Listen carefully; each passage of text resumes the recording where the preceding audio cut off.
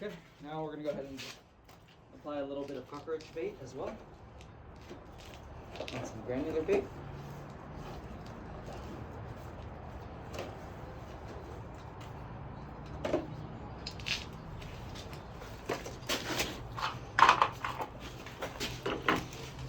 Go ahead and put some gel bait in your corners here.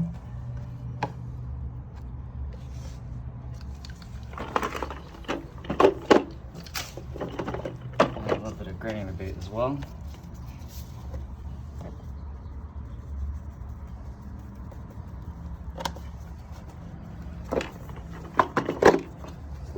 And then we'll leave this on set right now until we know that there's some rodent activity, and then we'll go ahead and set it once there is rodent activity, or we'll replace these bait boxes for one with an active ingredient once we see that there's a lot of activity.